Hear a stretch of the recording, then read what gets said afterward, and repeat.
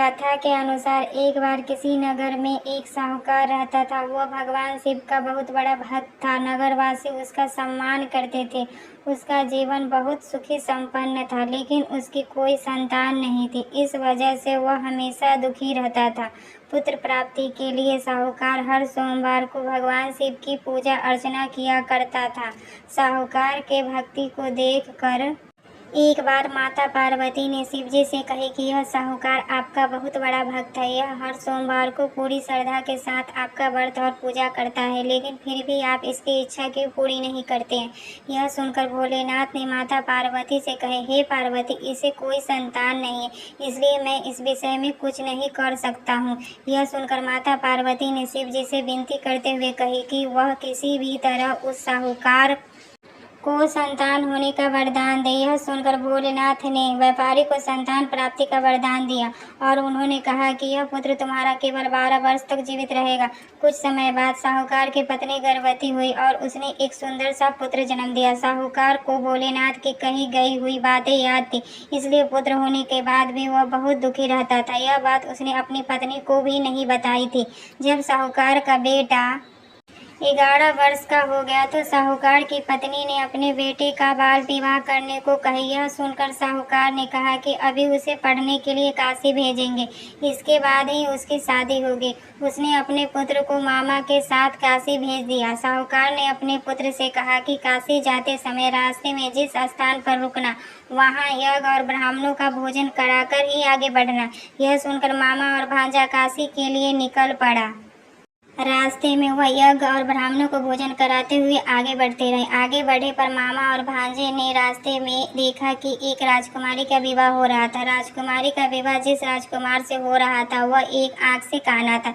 जब राजकुमारी के पिता की दृष्टि उस राजकुमार पर पड़ी तो उसके मन में यह विचार आया कि क्यों ना मैं अपनी पुत्री की शादी इस राजकुमार से कर दूं।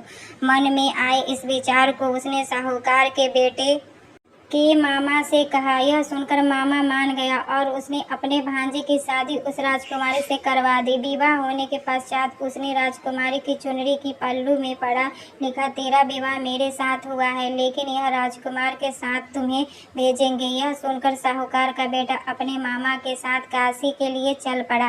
राजकुमारी ने जब अपनी चुनरी खोली तो उसने लिखा हुआ देखा तो उसने उस राजकुमार के साथ जाने से मना कर दिया। उधर मामा और भांजा काशी पहुंच गए। एक दिन जब मामा अपने घर में यज्ञ करवा रहे थे तो भांजे कहे कि तबीयत खराब हो गई। उस दिन वह कमरे से बाहर नहीं आया। मामा ने कमरे के अंदर जाकर देखा तो भांजे के प्राण निकल चुके थे, लेकिन मामा ने यह बात किसी को नहीं बताई और यज्ञ का सारा काम समाप्त किया कर ब्राह्मणों को भोजन कराए। इसके बाद वह रोना शुरू कर दिया। भगवान शिव और माता पार्वती उस वक्त उसी रास्ते से जा रहे थे। रोने की आवाज़ सुनकर माता पार्वती ने भगवान शिव जी से पूछा, हे प्रभु, ये कौन रो रहा है? यह सुनकर भगवान शिव माता पार्वती से कहे, यह वही साहूकार का बेटा है जिसकी आयु 12 वर्ष तक की ही थी। तब माता पार्वती ने शिवजी से व्यापारी के बेटे का जीवन का दान देने को कहा। तब महादेव ने माता पार्वती से कहा कि इसकी आयु इतनी ही थी। भगवान शिव के इस वचन को सुनकर माता पार्वती बार बार जीवन दान देने की आग्रह करने लगी। तब भगवान शिव ने उसे साहूकार के बेटे को जीवन दान दिया। इसके बाद मामा और भांजा दोनों अपने घर को लौट गया। रास्ते में उन्हें वही नगर मिला जहां साहूकार के बेटे का विवाह हुआ था। वहां जाने के बाद दोनों की खूब खातिरदारी हुई। राजकुमारी के पिता ने अपनी कन्या को साहूकार के बेटे के साथ खूब सारा धन देकर विदा कर दिया। उधर साहूकार और उसकी पत्नी यह सोचकर छत पर बैठे थे, यदि उनका पुत्र वापस नहीं आएगा तो वह छत से कूदकर अपनी जान दे देगा। जब उन्हें पता चला कि उनका पुत्र वापस उनके पास आ रहा है तो उन्हें विश्वास ही नहीं हुआ। बाद में उन्होंने अपने बेटे और बहू का भव्य तरीके से स्वागत और भगवान शिव को बारंबार धन्यवाद दिया। रात में भगवान शिव ने साहूकार को स्वप्न दिए और कहा कि मैं तुम्हारी पूजा से बहुत प्रसन्न हूँ। आज के बाद जो भी सोमवार व्रत में उसकी इस कथा को पढ़ेगा, उसकी सभी मनोकामनाएं मैं अवश्य पूर्ण करूँगा। जय महादेव।